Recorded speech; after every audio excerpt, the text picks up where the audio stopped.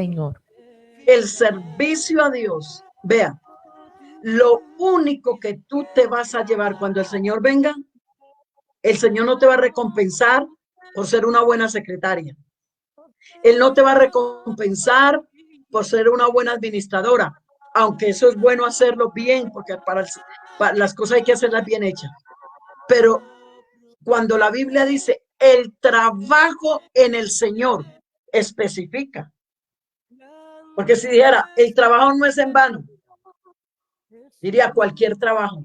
Pero cuando dice el trabajo en el Señor, es lo que tú haces para el Señor. Hermanas queridas, lo único que a ti se te va a recompensar en el reino de los cielos es, número uno, tu fidelidad.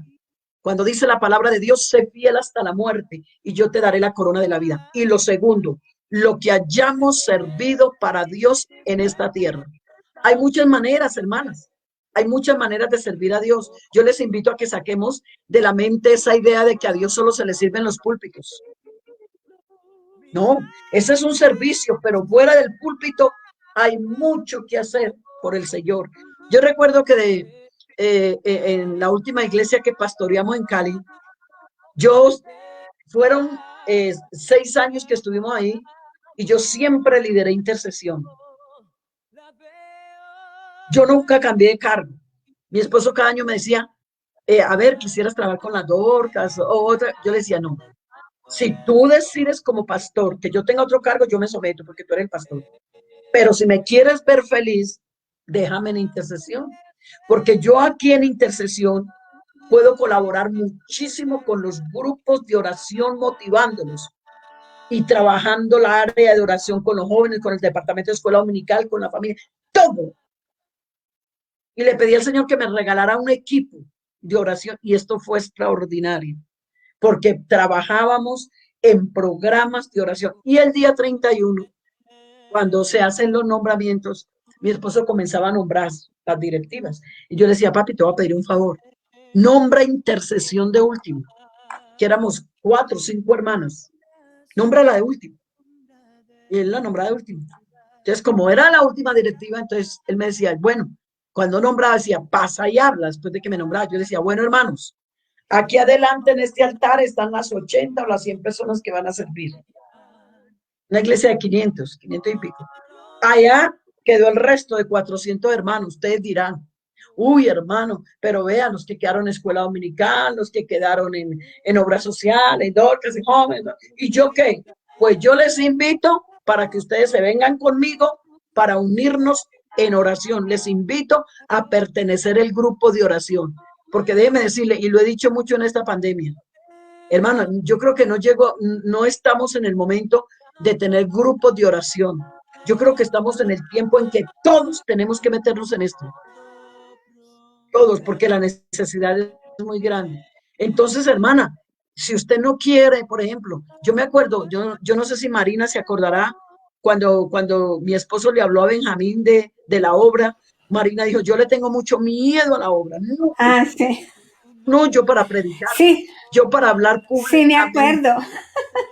Sí, yo me acuerdo que tenía una floristería y yo me iba a hablar con ella, a convencerla. Marina, ve, servir a Dios. Me decía, ay, pero no, si yo tengo que predicar, si yo tengo que hacer esto, aquello, lo otro. Y mírela, hoy en día no la para nadie, porque el Señor es el que capacita. El Señor es el que capacita. Entonces, hermano, pero digamos, las esposas de pastores somos las que más estamos en los púlpitos, pero como estoy con otro grupo de mujeres que de pronto no son dadas al púlpito, hermana, tranquila, y esposas de pastores, aprovechen esas hermanas que no están en el púlpito, pero que pueden ser de oración. Estaba precisamente mirando y les quiero regalar el capítulo 16 del libro de Romanos. Yo estaba ayer mirando y esta mañana observé un poco las mujeres que el apóstol Pablo está recomendando que sirvieron con él en el Evangelio. Y en el libro de Filipenses, miren lo que dice.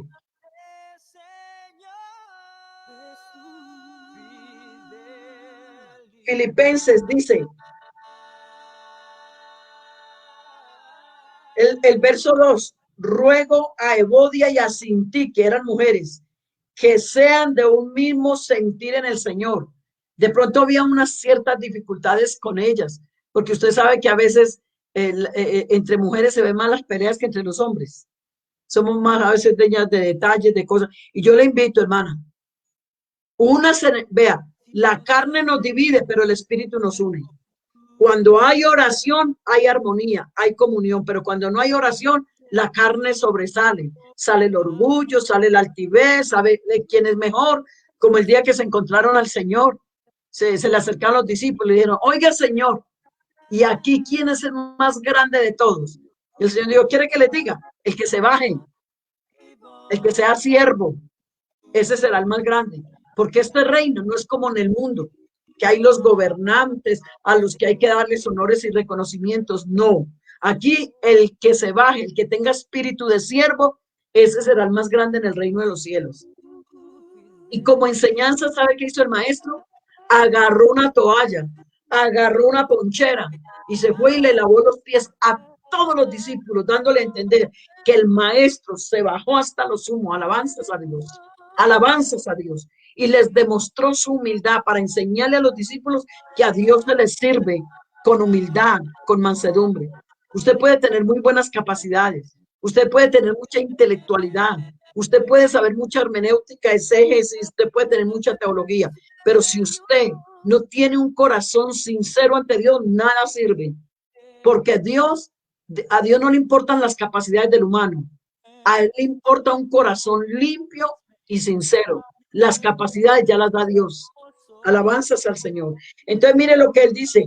Asimismo, te ruego también a ti, compañero fiel, que ayudes a estas que combatieron en el Evangelio con Clemente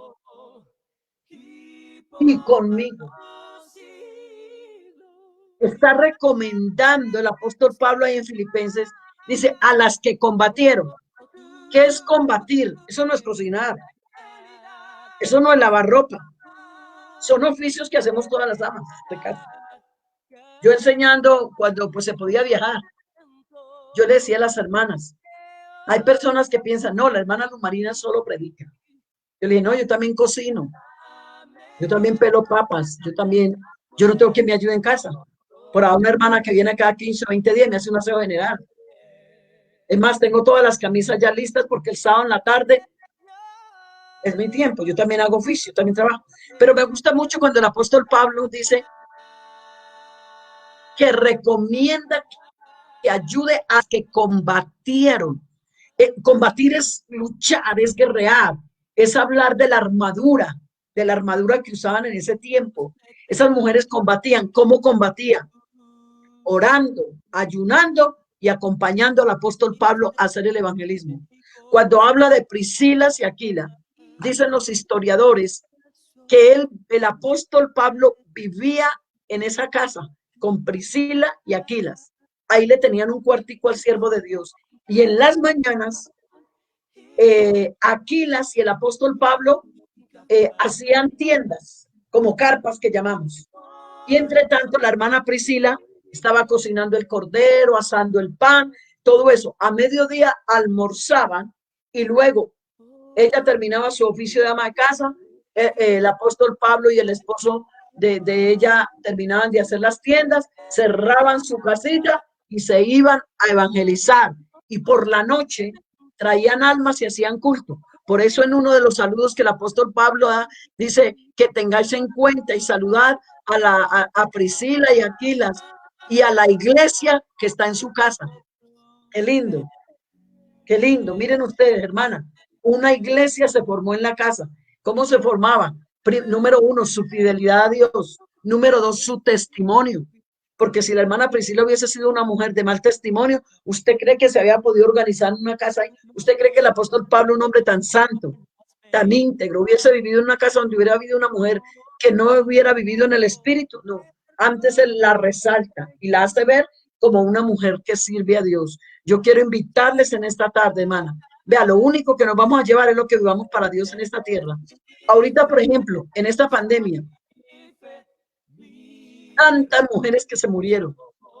Por ejemplo, Nosotros estuvimos el año pasado en Milano y en Italia, donde más murió gente fue en una ciudad cerca a Milano. Milano es el palacio de la moda europeo.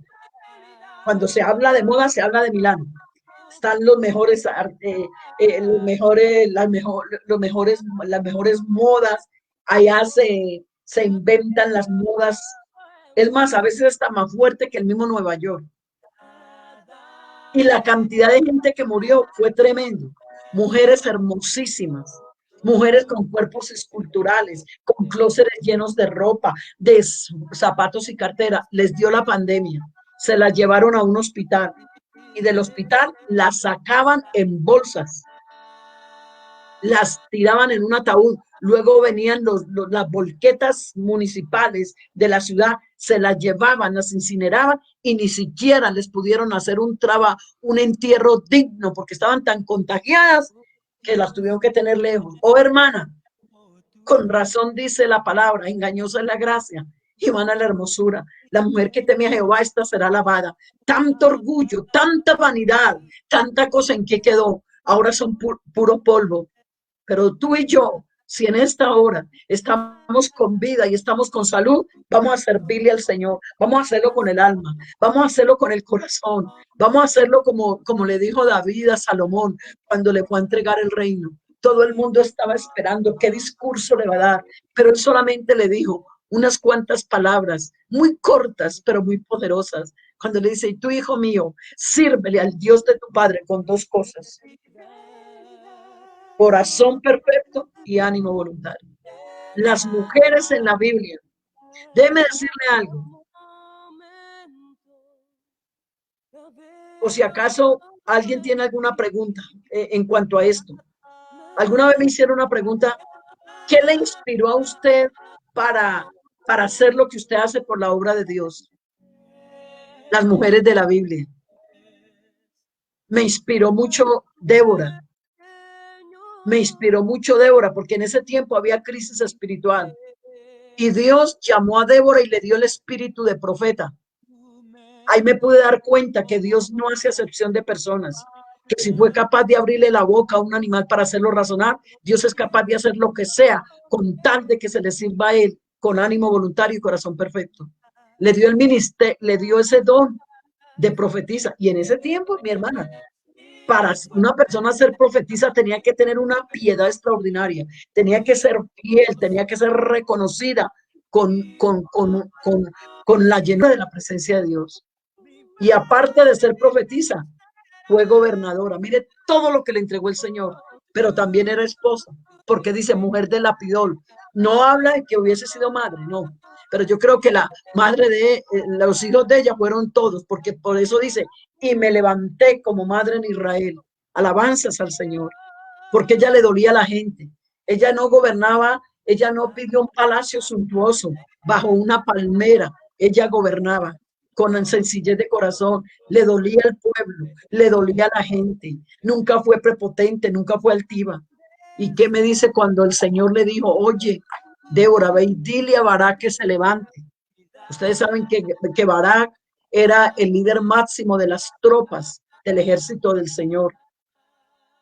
Y él era el que comandaba, él era la cabeza, pero estaba asustado, arrinconado, porque Císara los tenía asustados.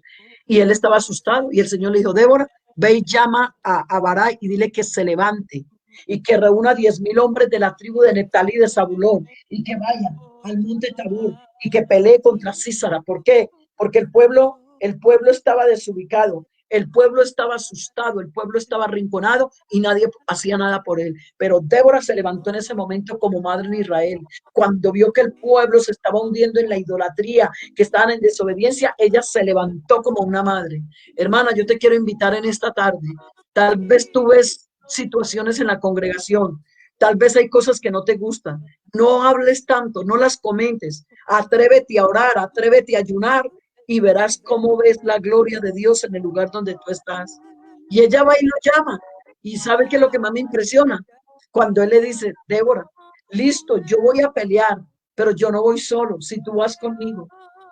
Eran 10,000 hombres, Más Bará eran 10.000 un hombre, y siempre lo he dicho, eran 10.000 un pantalón y una sola falda. Yo me imagino que cuando estaban en esa guerra, no es extraño que los guerreros, los soldados le hubieran dicho, Bará, despide a esa mujer. Las mujeres las asusta la sangre, las mujeres se acobardan cuando ven gritos y en una guerra va a haber muertos, va a haber heridos y esto va a ser terrible. Despáchala porque esto nos va a desmayar. Las mujeres son el sexo débil, es lo que algunos piensan. Y tener Bará que decirle, no, ella no se va a ir porque yo estoy aquí, porque ella ha sido mi inspiración para esto. Alabanzas al Señor, alabanzas al Señor. De pronto, mi hermana, tú tienes tu Bará dormidito, asustado, arrinconado. Bueno, ahí está, para que te llenes de Dios, pero de sabiduría y prudencia, para que ayudes a pelear las batallas del Señor.